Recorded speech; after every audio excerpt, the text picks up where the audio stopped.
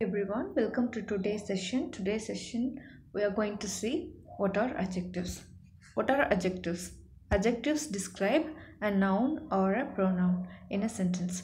Usually adjective describes what? Adjective describes the quality or size of a noun, shape of a noun, feeling of a noun, and the content of a noun.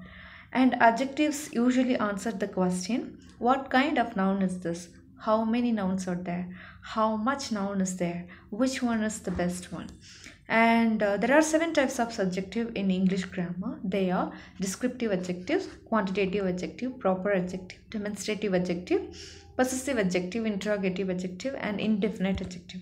Let's go and see one by one these 7 different types of adjectives.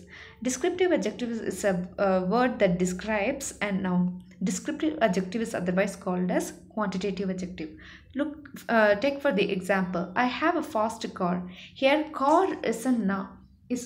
Car is a noun, and this fast describes the car, so it is called quantitative adjective. I am hungry. Hungry is a feeling. When it describes the noun or pronoun here, I, so it becomes descriptive adjective because it describes the feeling of I. So it becomes a descriptive adjective. Now let's move on to the next one.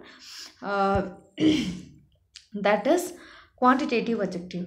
What is a quantitative adjective? Quantitative adjective provide information about the quantity of a noun or a pronoun. Usually quantitative adjective answers the question how many or how much. Take for the example, I have 20 bucks in my wallet. So here bucks is a noun and 20 describes the buck. Describes the quantity of the bucks. So it is quantitative adjective. There is another example, they have 3 children. Children is a noun and 3 describes the children. So 3 is a quantitative adjective. In quantitative adjective, uncountable nouns take the question word how much and countable word take the question word how many. So let's move on to the next one, proper adjective. What is a proper adjective? Before knowing proper adjective, we'll have to know what is a proper noun. Proper noun, when a proper noun, what is a proper noun then? Proper noun is a name of a specific place, country, person, or a bird, or anything. So when a name of a proper noun describes or modifies another noun, that becomes proper adjective. Example, American car. America is a place of a proper name of a country. When it describes the car, it becomes proper adjective. There are another examples. Here they are Chinese people. When Chinese is a name of a country, when Chinese describe people, the noun, it becomes proper adjective. The next adjective in list is demonstrative adjective. What are demonstrative adjectives? This, that, these, those, they are demonstrative adjectives.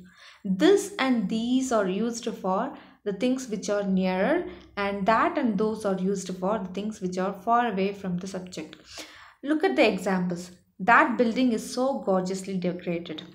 Building is a noun. When this building is described by that, it becomes demonstrative adjective.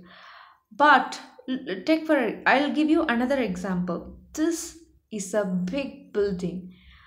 Here, this is not followed by a name. So in this statement, this is not a demonstrative adjective because demonstrative adjectives should be followed by a noun. Look at the second one. This car is mine. If you say this car is mine, car is a noun and car is described by the demonstrative adjective this. So it becomes demonstrative adjective. But this is my car. Here it is not a demonstrative adjective in the next sentence because this is not followed by any other noun. So it is not a demonstrative adjective. Now let's move on to the next one, that is possessive adjective. What is possessive adjective? Possessive adjective indicate the ownership. Possessive adjectives indicate the ownership or possession of a noun.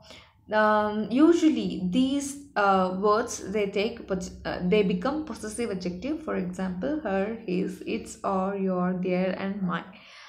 Here are some of the examples.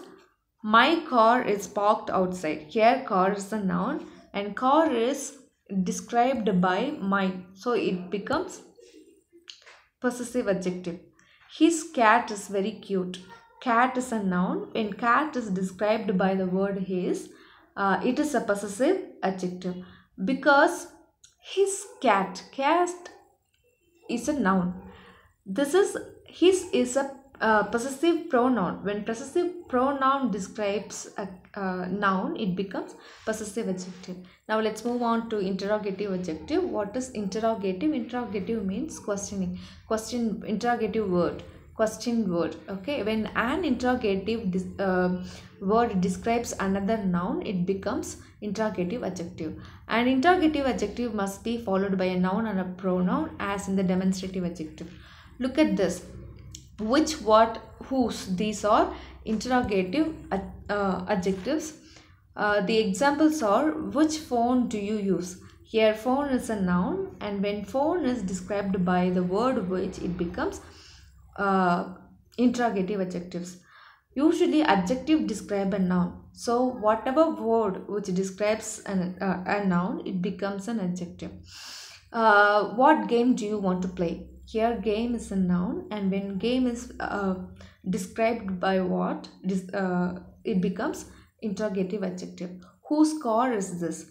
Car is a noun. When the car is described by whose, this become interrogative adjective. Whose is this? Whose is this?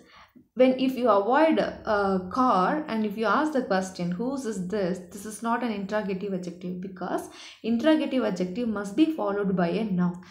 I hope this is clear to you. Now let's move on to the next one, indefinite adjective. What is an indefinite adjective? Indefinite adjective describes an unspecific or gives an unspecific information about the noun. For example, few, many, most, much, all, each, every, either, nobody, several. These are some of the unspecific adjectives, indefinite adjectives.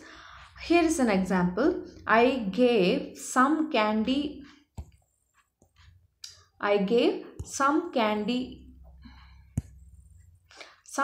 to her. Here candy is a noun, and when this candy is described by some, an unspecific quantity, this becomes indefinite adjective. I want a few moments. Moments is a noun, and when this few moment is described by the word a few, it becomes indefinite adjective. There are other types of adjectives as well. Articles. Articles also modify the noun because it tells whether it is a definite one or indefinite one. In this case, articles also tell that articles also becomes adjectives. A and an are used to refer unspecific noun, and the is used to refer specific noun. So in this case,